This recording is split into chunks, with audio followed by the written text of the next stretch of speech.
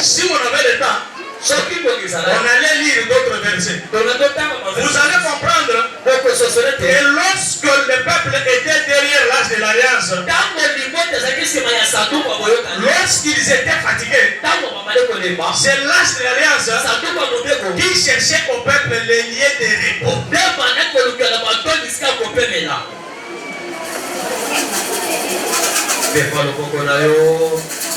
Lorsque le peuple marchait et ils étaient fatigués, il fallait suivre la direction de l'âge de l'alliance. C'est l'âge de l'alliance qui a mené le peuple jusqu'au lieu du repos. Là, nous avons compris que le Saint-Esprit apporte le repos.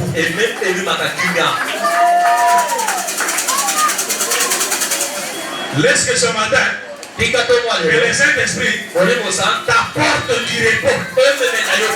Entre dans ton repos. Entre dans ton repos. Entre dans ton repos. Repose-toi. Il a beaucoup souffert. Le Saint-Esprit est venu ce matin pour t'introduire dans le repos.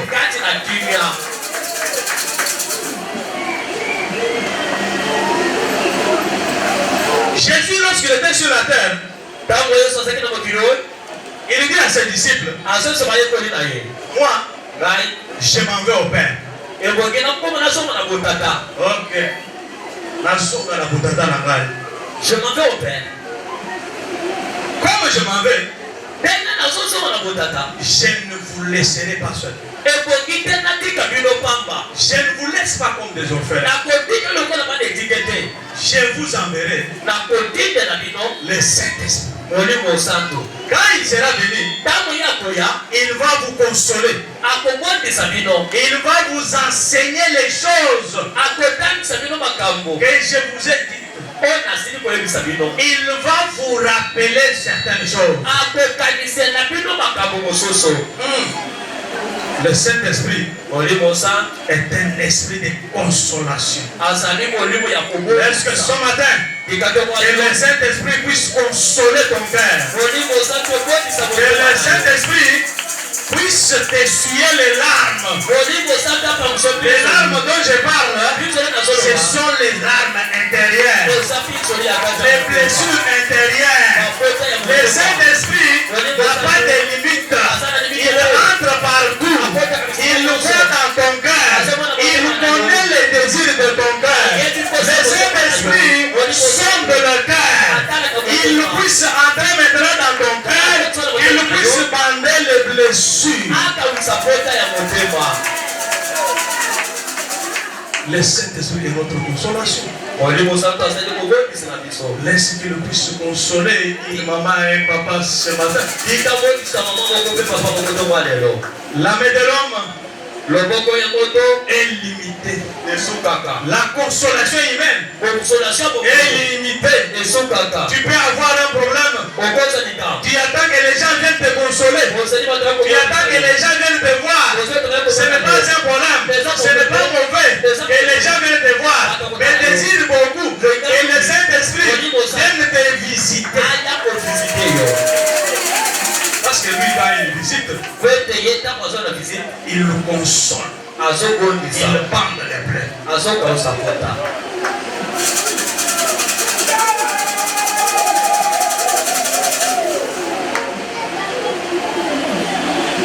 Mais comment on obtient le Saint-Esprit?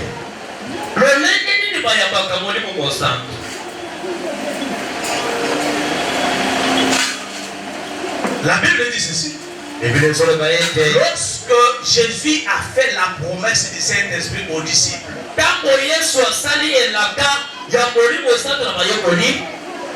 les disciples ont persévéré dans la prière. Pour avoir le Saint-Esprit, il faut demeurer dans la prière. Toutes les promesses, comme la promesse aussi du Saint-Esprit, on obtient leur accomplissement dans la prière. Les disciples se sont retrouvés dans la la chambre haute. Ils sont restés dans la prière. Laisse-moi te dire que lorsque tu demeures dans la prière, tu augmentes ta dimension. Tu deviens un homme spirituel. Laisse-moi t'informer que les gens qui demeurent dans la prière, ils deviennent des gens puissants. Ils impactent le monde. Commence à impacter le monde ce matin. Commence à bouger le monde. Bouge tes voisins. Bouge tes voisins. Impacte tes collègues. Parce que toi tu demeures dans la prière.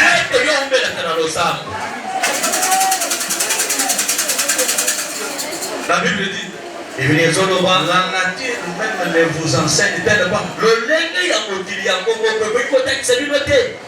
Vous savez, l'exemple de nos pères, nos pères physiques que nous voyons.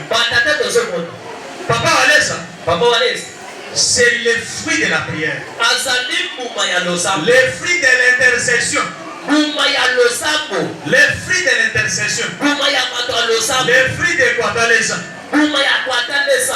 Papa Billy, les fruits de l'intercession, les fruits de l'intercession, les fruits de la prière, les fruits de Kwatalesa.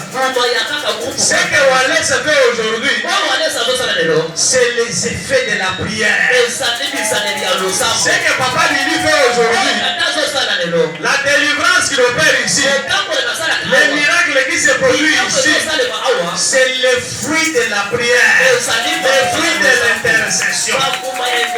Pour devenir puissant, pour avoir la capacité du Saint-Esprit, ce qu'on appelle autrement l'onction. L'onction s'obtient dans la prière. L'onction, ce n'est pas ce que le monde vous présente. On vous présente l'huile matérielle, l'huile d'olive. On a fait sur la tête des gens. On dit que c'est l'onction. N'allez pas dans ce genre. L'huile d'onction s'obtient dans la prière. C'est la capacité que le Saint-Esprit vous donne. Parce que le Saint-Esprit est un esprit de puissance, est un esprit de direction, est un esprit de délivrance. Oui, il est notre guide.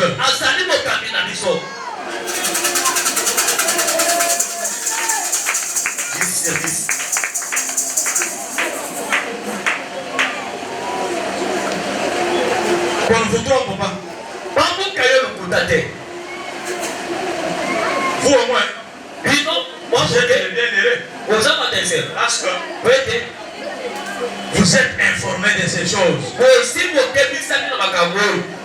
Soyez prudents. On ne vous donne pas n'importe quoi. On vous donne de l'eau. Vous ne connaissez pas la provenance de cette eau. Qu'est-ce qu'on a fait avec cette eau? On vous donne l'huile. Quelle sorte d'huile? L'huile d'olive, l'huile de palme. Mais c'est quelle huile? Ici, on ne vous donne pas l'huile. On ne vous donne pas de l'eau. Mais on vous donne le Saint-Esprit. On vous donne le Saint-Esprit. Parce que, en écoutant déjà cette parole, le Saint-Esprit est en train d'habiter au milieu.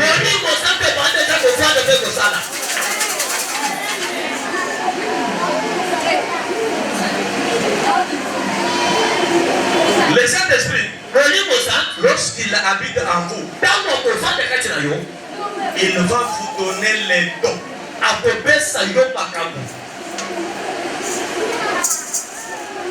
Il y a les dons du Saint-Esprit et il y a les fruits du Saint-Esprit.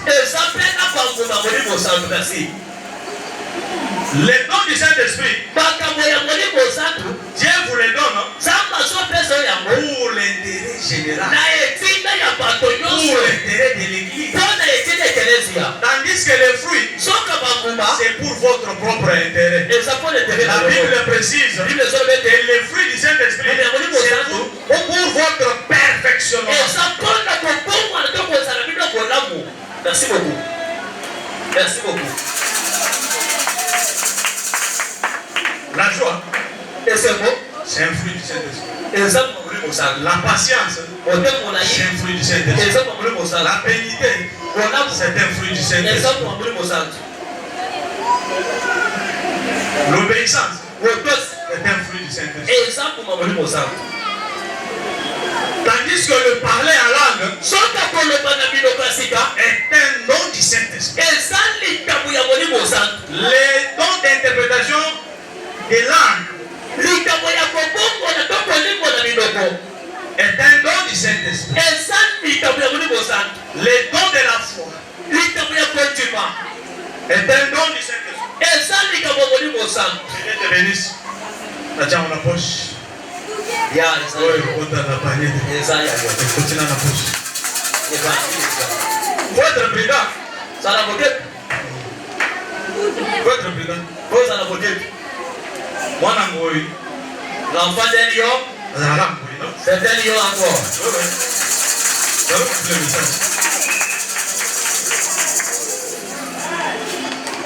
Les dons du Saint-Esprit. On ne vous trompe pas.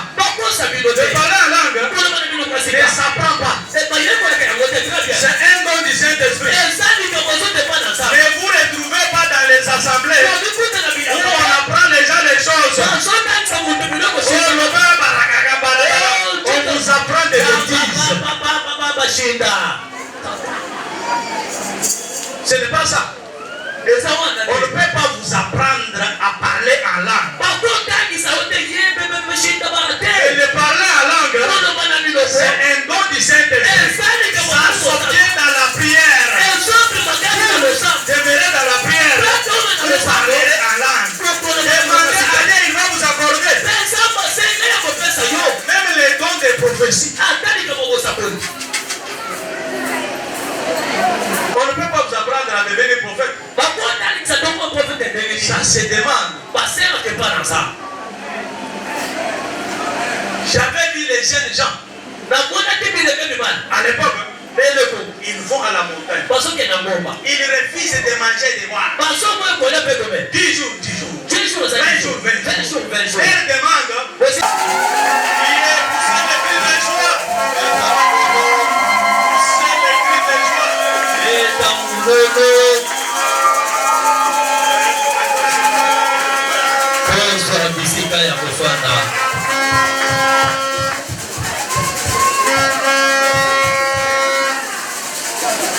Amen. Gloire au Seigneur. Oui, ça du combat. Ça, c'est un combat. Oui, exemple du combat. Ça devient un combat phare à phare. Amen. Amen. Mais malgré le combat, pour entrer dans ma destinée, je vais entrer.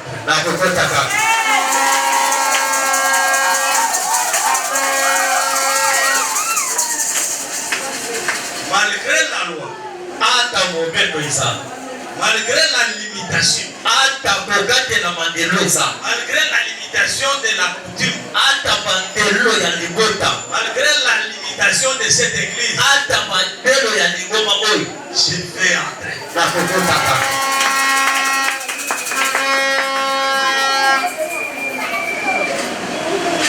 C'est pas un problème.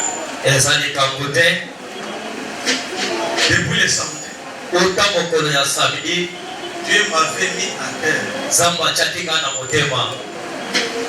J'étais en train de me battre avec mon esprit. C'est comme si je savais. Aujourd'hui, les sons allaient être foutus. Ni t'étais certains obstacles. On allait prier avec un nouveau mixeur. Les Égyptiens que vous voyez là, vous les verrez pas. Notre ancien mixeur mixeur là. Il y a déjà plus de 5 ans. C'est normal. Parce que dans tout ce que nous avons acheté dans cette église comme instrument, ces derniers temps, récemment, ce que vous avez donné comme somme d'argent, on n'avait pas payé le mixeur. Mais pour ne pas vous surcharger, il y a les fous de Jésus. Il y a les fous de Jésus. C'est-à-dire, je m'engage à vous amener un nouveau mixeur.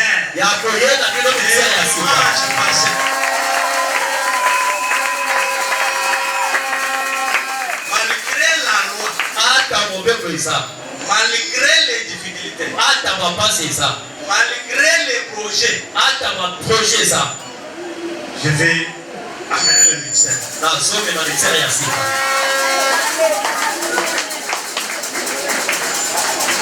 Qui peut acclamer pour la gloire de Jésus. Avant de commencer, je vais dire merci à l'Éternel,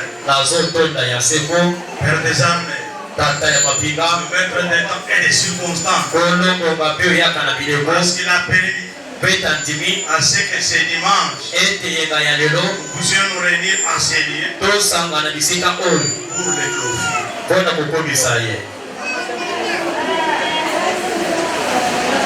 En deuxième lieu, je vais dire merci à notre papa. Je cite le révérend, le berger, mon père, révérend, papa, Billy, Walesa. Est-ce qu'on peut acclamer pour Jésus avec les ovations?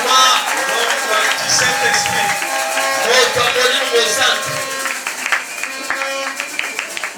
Je vais encore dire merci aux serviteurs de Dieu qui sont en ces lieux.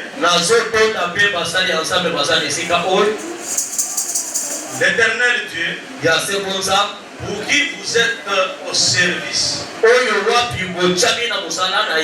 ne tardera pas de vous accorder sa récompense. Vos interventions avant le dimanche de ce jour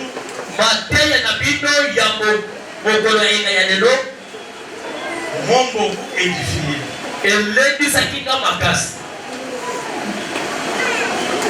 C'est pourquoi même aujourd'hui, nous allons seulement nous accrocher au fondement que vous avez déjà posé. Nous allons nous accrocher à ce qui a été dit. Parce que nous venons seulement compléter. Laisse-moi vous dire, et dans les affaires de Dieu, il n'y a pas la concurrence. Il n'y a que la complémentarité. Il n'y a que la complémentarité. Donc, on vient se compléter. Laisse-moi vous dire aussi merci pour votre présence. Parce que sans vous, nous n'allons pas nous tenir debout. Applaudissez pour vous-même. Vous êtes formidables. Je sais que le micro ne va pas m'empêcher de monter. Le Saint-Esprit nous a donné la capacité. Nous allons y arriver. Toute l'église, le département confondu, et que les hommes chacun en ce qui les concerne, je bénis tout le monde. Les chantres, ceux qui nous ont accompagnés au courant de la semaine,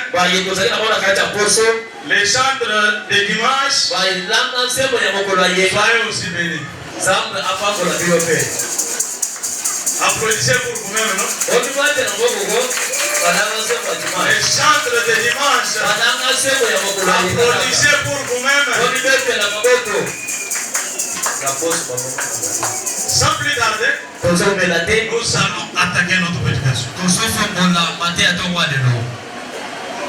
Le dimanche passé, l'homme de Dieu, Papa Henri, nous a entretenu sur un thème intitulé les missions de l'Église. Les missions de l'Église. Laisse-moi vous dire que c'est un thème très important.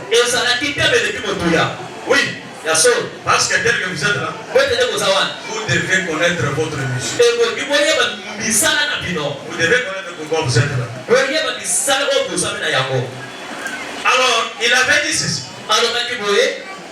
Il y a plusieurs missions, mais qui sont regroupées en des catégories. Il a parlé de la mission interne. Il a parlé aussi de la mission externe.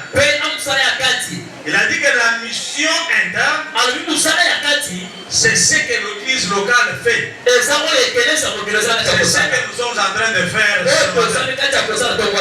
Vous êtes là en train d'écouter le parole.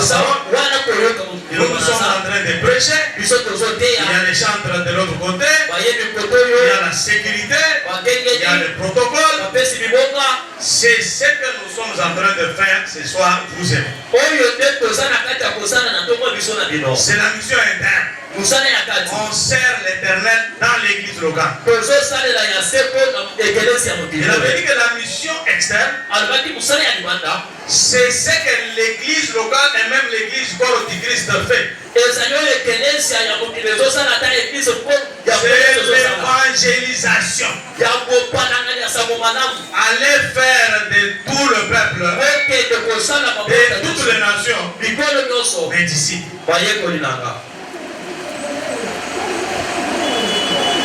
Alors, nous nous sommes posé la question. Dieu a donné une mission à accomplir à l'église. Mais comment l'église va accomplir sa mission sans avoir les moyens?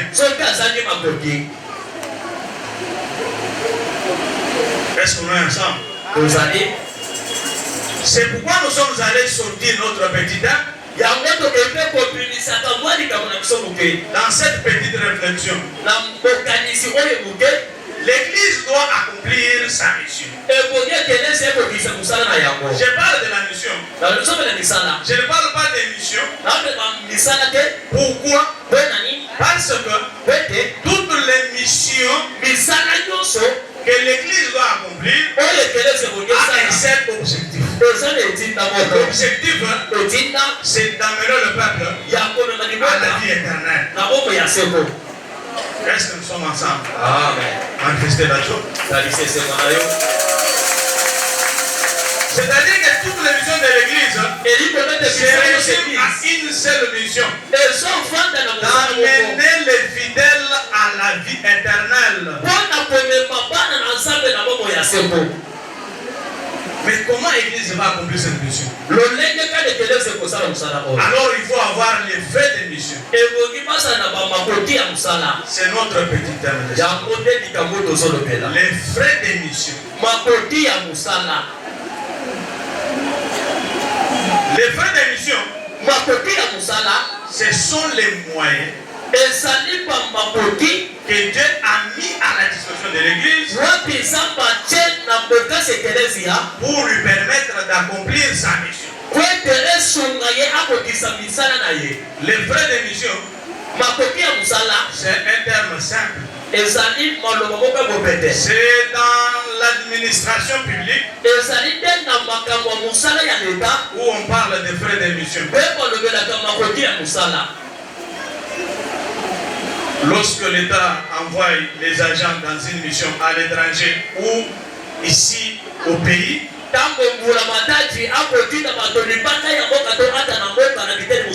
l'État met à la disposition de ses agents les frais d'émission. Pour leur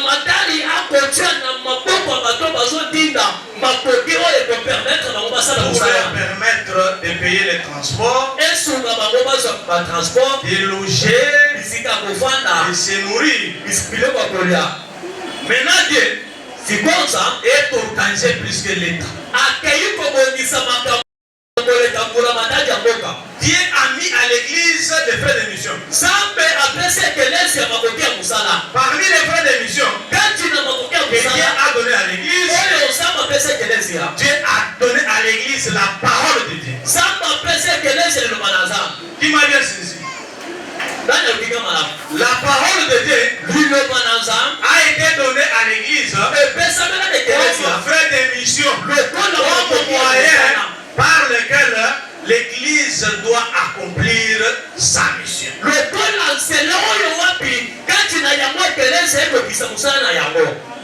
C'est comme ça que le mercredi, nous avons introduit notre petit thème. Nous avons parlé de la parole.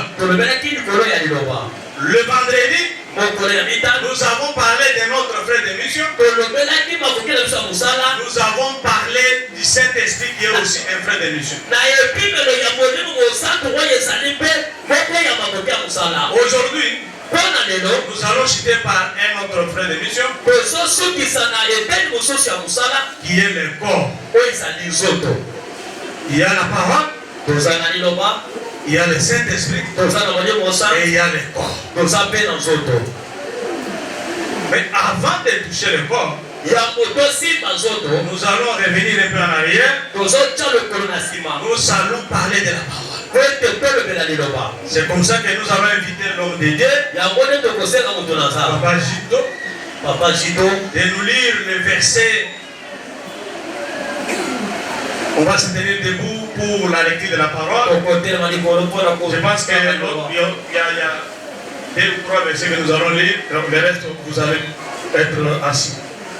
On va nous lire Josué chapitre 1. Josué chapitre 1, verset 28. 28e verset.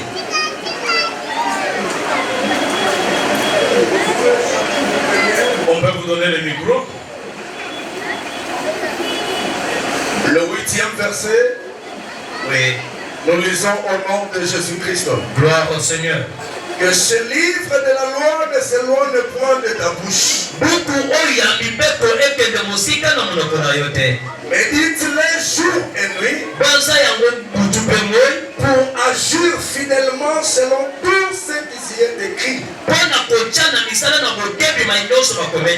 Car c'est alors que tu auras du succès dans tes entreprises. C'est alors que tu réussiras. Vous pouvez vous mettre. Donc Dieu, tu peux nous lire le verset 2. Josué 1, 2. Josué 1er, 2e verset.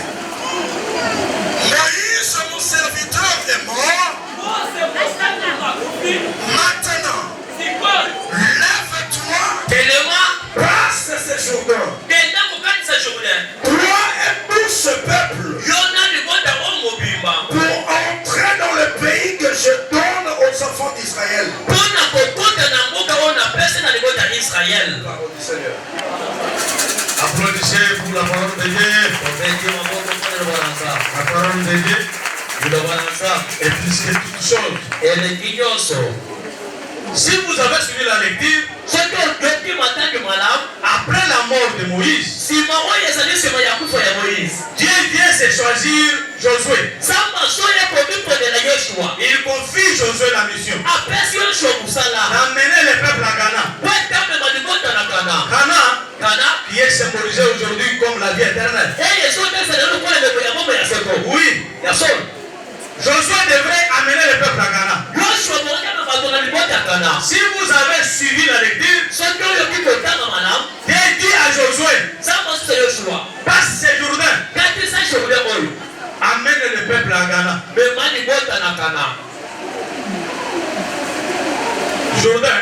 Jourdain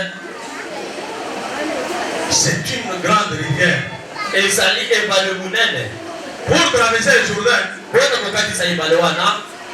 en principe, il faut avoir les bateaux, le navire, la barge. Mais Dieu, quand il vient s'adresser à Josué, il dit à Josué, prends le peuple, traverse le Jourdain.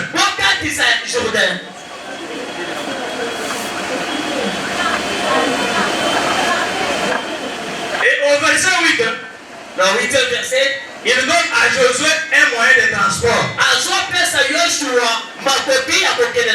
Il dit à Josué que ce livre de la loi ne s'éloigne pas de toi. Mais dites-les jour et nuit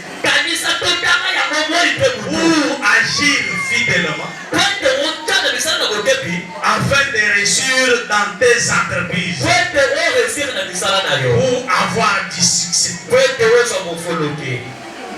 Donc Dieu, c'est-à-dire que vous avez mis à la disposition de Josué la parole. Dieu savait avec la parole de Dieu que je donne à Josué, il va réussir dans toutes ses entreprises. Laisse-moi te dire ce matin que tu réussiras dans tes entreprises parce que tu as choisi la parole. La parole de Dieu est un moyen par excellence que tu vas utiliser pour réussir dans tes entreprises. Laisse-moi te dire que la parole de Dieu amène le succès. Si tu as besoin de succès ce matin, utilise la parole de Dieu.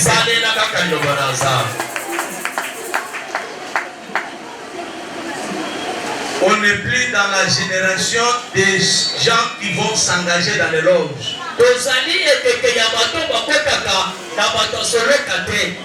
On n'est plus de la génération des gens qui s'appuient sur la coutume. Nous, on est de la génération des gens qui s'appuient sur la parole de Dieu pour réussir dans leur vie. Ce matin, je vous demande aussi de vous appuyer sur la parole de Dieu. Soyez les gens qui s'appuient sur la parole de Dieu pour avoir du succès.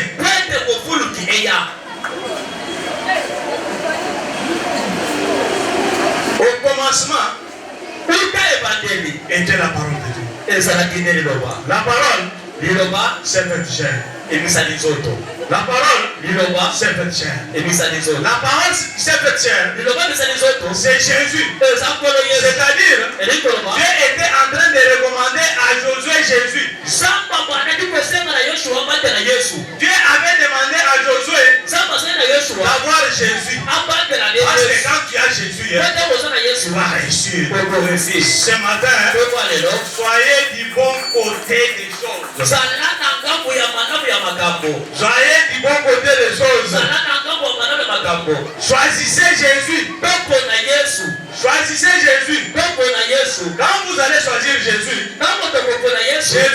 Jésus vous amènera les endroits où les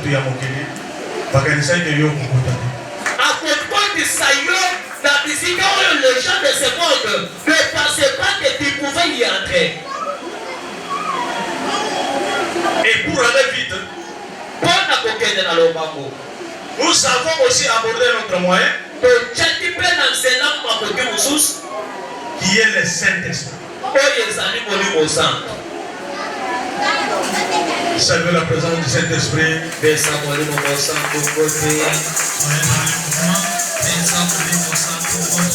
dans les mouvements.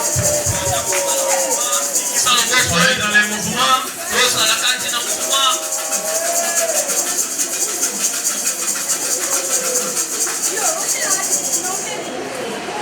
Le Saint-Esprit. Le Saint-Esprit, c'est un moyen.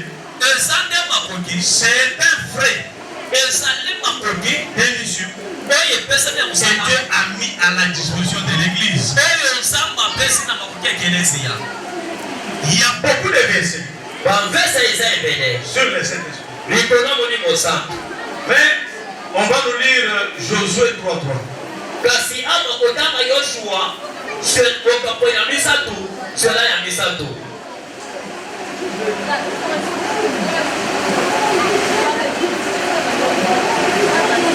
Josué 3:3. Josué 3:3, nous lisons le nom de Jésus. Amen. Et donnèrent cet ordre au peuple. Lorsque vous verrez l'arche de l'alliance de l'Éternel, votre Dieu, porté par le sacrificateur, le Lévite, vous partirez du lieu où vous êtes. Et vous vous mettrez en marche après elle. Parole du Seigneur. Saluez la présence du Saint-Esprit. La Bible dit ceci. Moïse donna l'ordre au peuple. Et lorsque vous verrez l'arche de l'alliance, vous vous mettrez à venir après elle.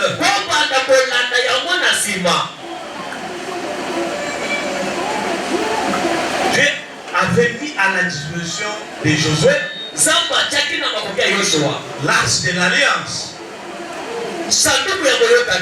L'arche de l'alliance qui symbolisait la présence de Dieu. Qui symbolisait la puissance de Dieu. C'est l'arche d'alliance qui conduisait le peuple. Parce que le peuple marchait derrière l'arche de l'alliance. L'arche de l'alliance était devant. Le peuple en train de suivre l'arche de l'alliance. C'est l'arche de l'alliance qui conduisait le peuple. C'est la présence de Dieu qui conduisait le peuple. Donc le Saint-Esprit, l'arche de l'alliance de notre époque, c'est le Saint-Esprit.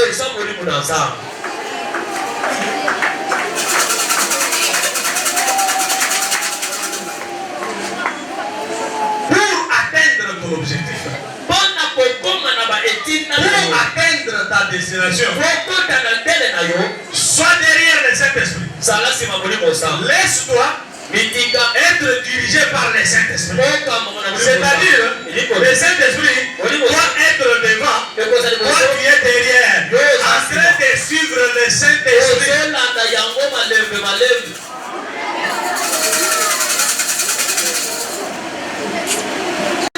Les dons du Saint-Esprit. Et quand il retourne de la montagne, ce n'est pas au ciel, ce sont des choses qui se sont faites sur cette terre. Et nous avons vécu. Quand il retourne de la prière, lorsque Dieu saisit l'un d'entre eux, il commence à parler à langue. Au même moment, Dieu suscite un autre. Il commence à interpréter ce que l'autre dit. Aujourd'hui,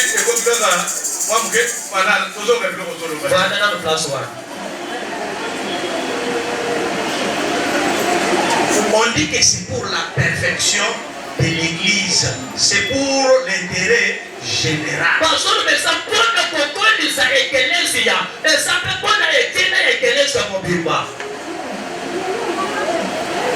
Ne confondez pas aussi les ministères avec les dons du Saint-Esprit. Merci beaucoup.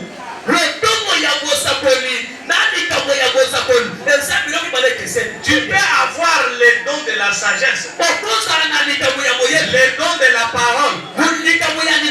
Tu prêches, les gens disent, il a bien prêché. Mais ça peut être les dons du Saint-Esprit. Et non pas le ministère. La Bible dit ceci. Il y a diversité de ministères. Tout comme il y a diversité des dons de l'Esprit. Les ministères, il faut lire Éphésiens 4 à 5. C'est là où Dieu détaille les ministères. On ne devient pas ministre de Dieu par sa propre volonté.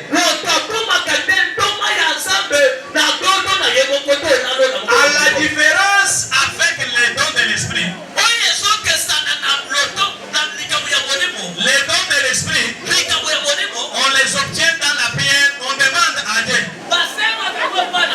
Mais les ministères, on ne demande pas les ministères à Dieu. On ne demande pas les ministères à Dieu. Le ministère, on répond à un appel. Le ministère, c'est l'appel de Dieu. C'est comme ça que les gens ne comprennent pas. Ils commencent à prêcher un peu là. Ils commencent à prophétiser un peu là. Donc je peux ouvrir mon église. Est-ce que tu as reçu l'appel? Dieu sait à quel moment il appelle les gens qu'il a choisis au ministère. Il sait à quel moment. L'exemple de Jérémie. Il a été choisi dans les ventres de sa mère. C'est-à-dire que pour Jérémie, il est né avec le ministère. Samuel, depuis l'enfance, il a été appelé par Dieu. Sa mère l'a amené à l'église pour servir Dieu. Vous connaissez à quel âge Moïse a été appelé au ministère? Moïse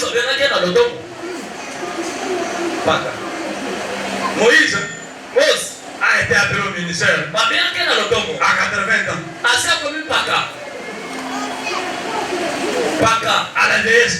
C'est-à-dire tout ce temps que Moïse marchait, il n'avait jamais été appelé.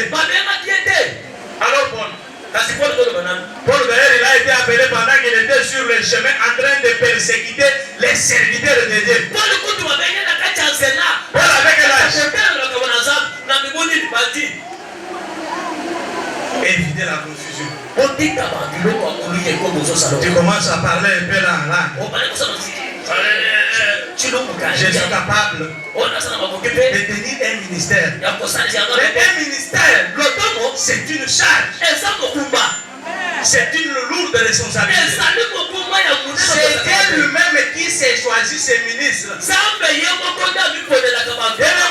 Les ministres de Dieu sont différents des ministres de ce monde. Les ministres de ce monde sont nommés par une autorité de ce monde. Et les ministres de Dieu sont appelés par la volonté de Dieu lui-même.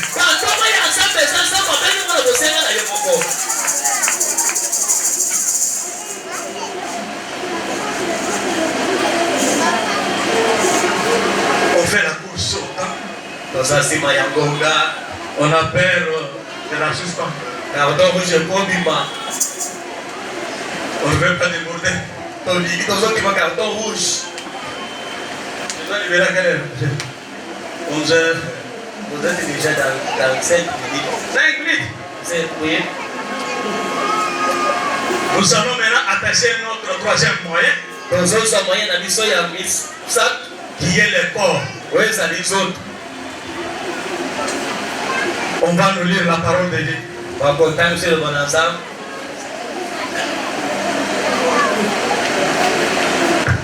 Le verset. Nous sommes toujours en Josué. Toujours en Josué. On va nous lire les versets. Josué 3:3.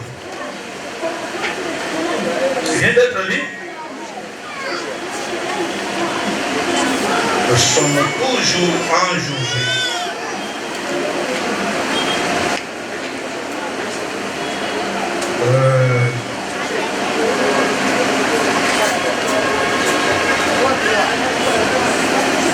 Ne vous inquiétez pas, le verset devra être retrouvé. Parce que nous voulons demeurer beaucoup en Josué pour bien nous faire comprendre. Vous allez nous lire Josué 3:15.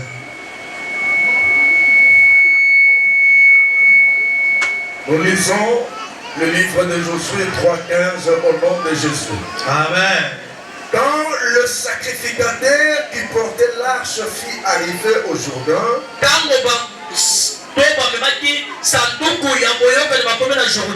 et que leurs pieds se fit mouiller au bord de l'eau, le Jourdain regorge par-dessus toutes ses rives. Tout le temps de la moisson. Applaudissez pour la parole de Dieu. Applaudissez, faites les bruits.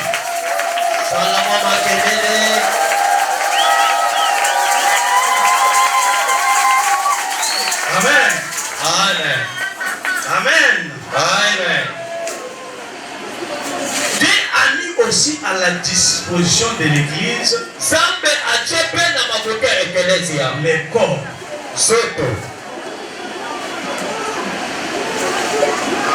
La Bible dit ceci. Lorsque les sacrificateurs qui portaient l'arche de l'alliance se sont retrouvés dans les Jourdains, les Jourdains étaient divisés en deux.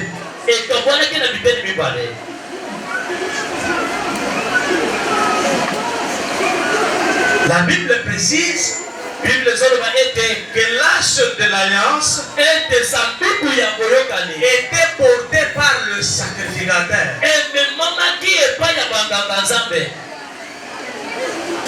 Vous savez, dans l'arche de l'alliance,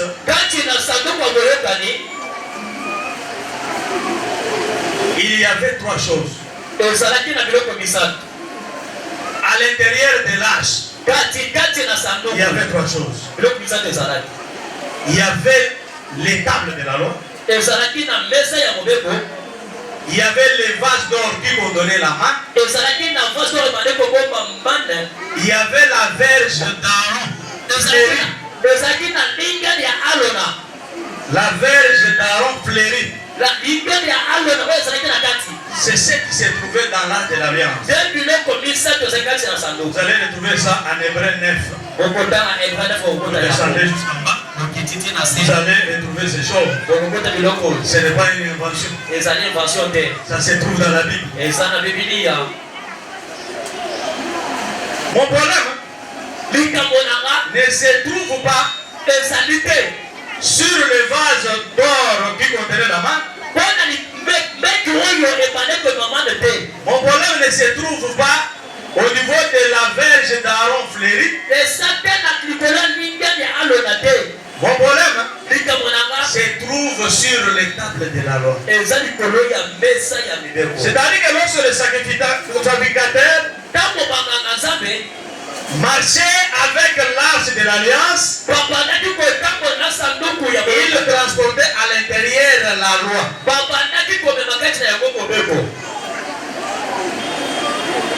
Très bien. Qui est sacrificateur? À nos jours, les sacrificateurs, c'est vous. Applaudissez pour vous-même. Vous êtes des sacrificateurs. Vous êtes des sacrificateurs. La Bible dit, il a fait de nous le royaume des sacrificateurs.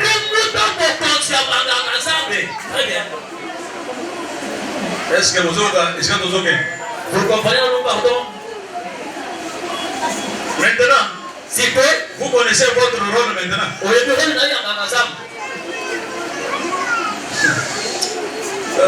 Saint-Esprit, ça qui tombe.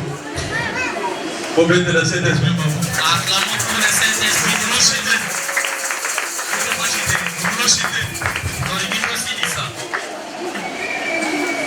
Le travail des sacrificateurs, c'était de porter l'arche de l'alliance. L'arche de l'alliance qui symbolisait le Saint-Esprit, qui symbolisait la présence de Dieu, qui symbolisait aussi la loi. vous, Jésus, vous a rendu sacrificateur. Il nous a introduit dans les roms des sacrificateurs. C'est-à-dire que vous, votre corps, vous êtes devenu un sacrificateur. Dès que vous êtes là, vous êtes un sacrifice. Vous êtes une offrande pour l'Éternel. À nos jours, l'âge de l'alliance, on ne les porte plus avec les mains. Parce que le sacrificateur tenait l'âge de l'alliance comme ça, avec les mains. La Bible dit que l'âge de l'alliance avait des pieds qui servaient au sacrificateur de les tenir, de les porter. Maintenant, dans la nouvelle alliance, l'âge de l'alliance, on les porte dans le cœur. Amen. Les sacrificateurs portent l'âge de l'alliance, portent le Saint-Esprit dans son corps. Ne savez-vous pas que vous êtes le temple du Saint-Esprit? Ces derniers temps, Dieu n'habite plus dans les maisons construites par les hommes, mais il habite dans sa propre maison. Sa propre maison, c'est vous. C'est-à-dire, vous êtes des sacrificateurs. L'Église a besoin de vous pour porter l'âge de l'alliance, pour porter le Saint-Esprit. Ce matin, Jésus se présente devant vous. Il a besoin de vous. Il fait appel à vous. Jésus veut que vous deveniez un sacrificateur. Peut-être vous avez cru en Dieu. Vous êtes chrétien, mais vous n'êtes pas encore rendu sacrificateur. Parce que les sacrificateurs s'éloignent de toute souillure. Les sacrificateurs se sacrifient, s'offrent. Les sacrificateurs, il sacrifie le désir de sa chair au profit de l'esprit. La Bible dit ceci: celui qui marche selon l'esprit, il accomplit les œuvres de l'esprit. Mais celui qui marche selon la chair, il accomplit les œuvres de la chair. Est-ce que tu marches selon l'esprit? Est-ce que tu es sacrificateur? Est-ce que tu portes le Saint-Esprit en toi? Est-ce que tu portes la loi en toi? Est-ce qu'en toi là, à l'intérieur, dans ton cœur, est-ce qu'il y a la loi? La Bible dit: écris cette loi sur la table de nos cœurs. Est-ce que sur la table de ton cœur, est-ce que la loi y est écrite?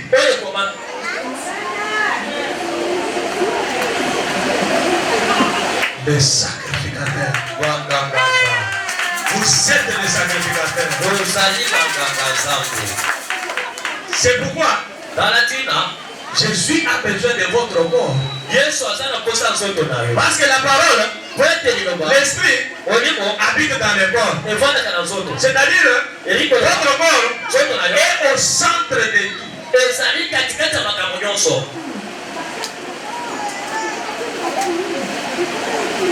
Est-ce qu'on est d'accord avec la parole de Dieu?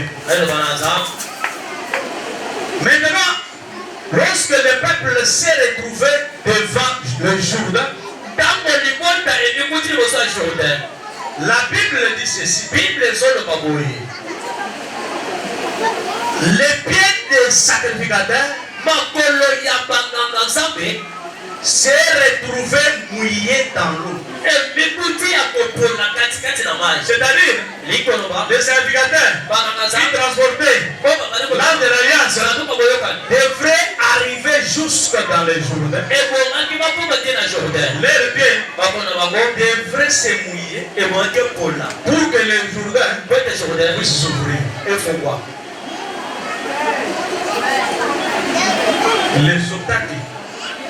Les obstacles que tu as, la maladie que tu as, les problèmes que tu as, demandent que tu puisses entrer dans l'eau avec l'arche sur la tête.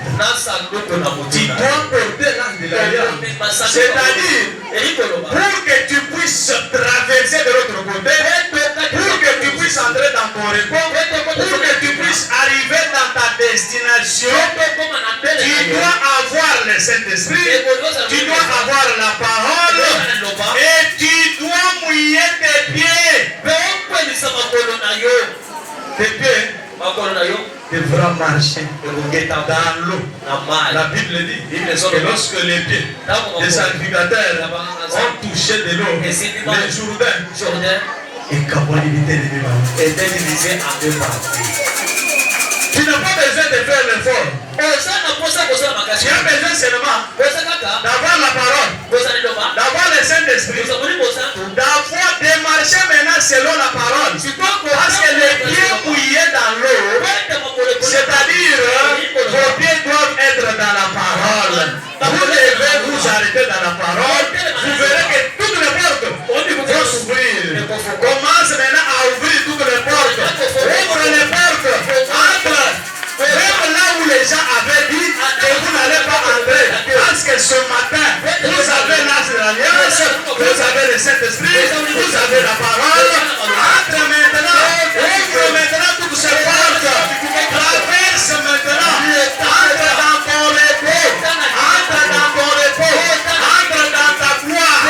Entre dans ta destination.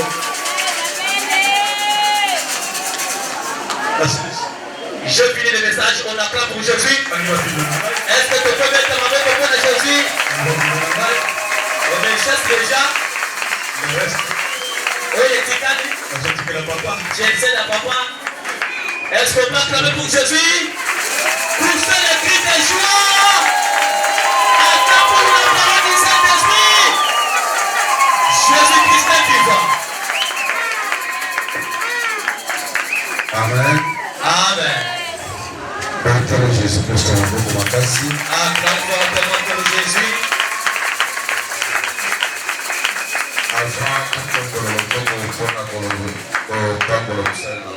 Avant d'élever nos mains pour bénir l'homme de Dieu,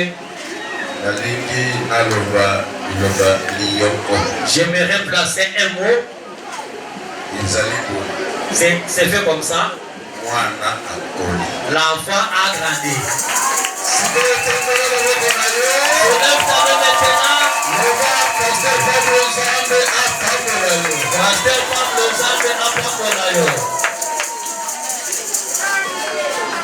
Vous savez,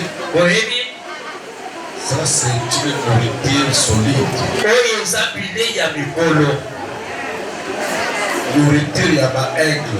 Les repas pour des aigles. Hein? Vous savez,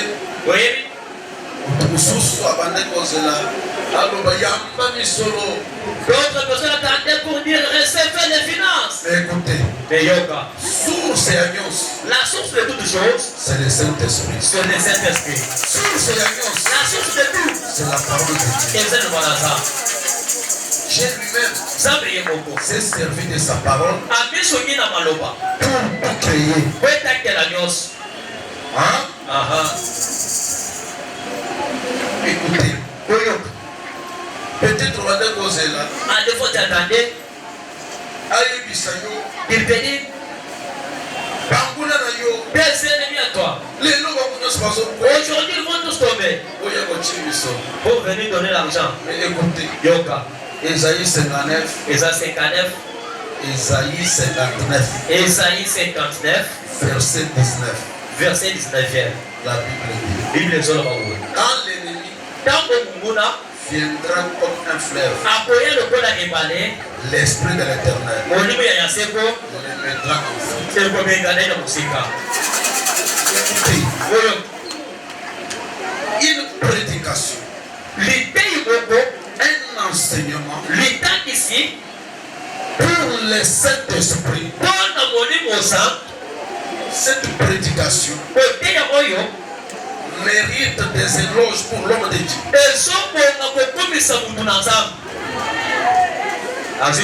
Et je vous dirai ce matin que Dieu te bénisse, docteur. Oui. C'est ça. Si vous êtes dans une église